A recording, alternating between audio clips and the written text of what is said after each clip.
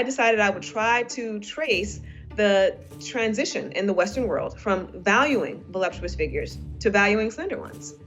And what I found was that it had everything to do with the growth of the slave trade.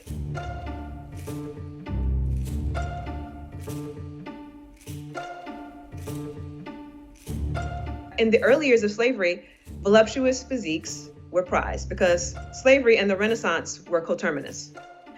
And by a couple of centuries on, in the middle of the 18th century, it was very common for race scientists to suggest that, race is not just about skin color. It's also about behavior and appearance. We know that Europeans are the most superior, most disciplined, most rational of all the races. And that's why they are at the top of our racial hierarchies. But we also think that Black people are overly sensuous. They love sex. They love food. And as a result, they are chock full of venereal diseases and they are overweight. So from this, we have the seedlings of our current aesthetic system, which suggests that white, slender bodies, especially women's bodies, are valuable.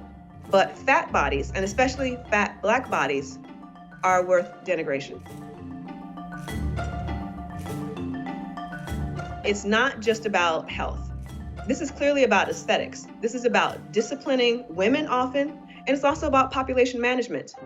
People often feel uncomfortable with fat bodies, and so they do not want people themselves to feel comfortable gaining weight or being fat, especially when those people are women. And that goes back to the legacy of slavery and the ways in which the male gaze is often trying to regulate women's bodies, such that they only have the right to look in particular ways.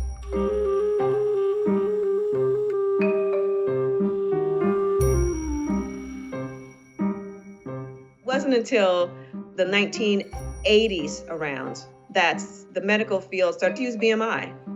BMI, they admitted, was both flawed and arbitrary, but they adopted it anyway. And we can see the wreckage that has resulted from that decision.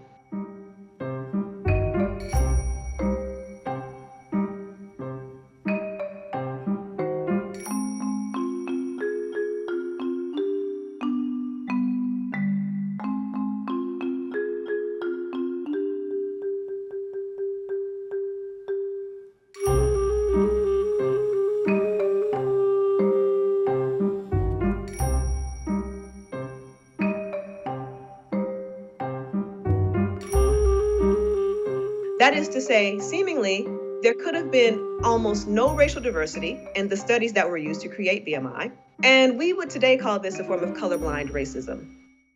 Of course, back in the era of slavery, we expected, or at least Westerners at that time expected, that Europeans were the ones creating what constituted good and bad science. But these days, we live in a world of multiculturalism and inclusion, and we understand that white men in lab coats should not alone determine standards for the globe without research that is incorporating a diverse array of individuals.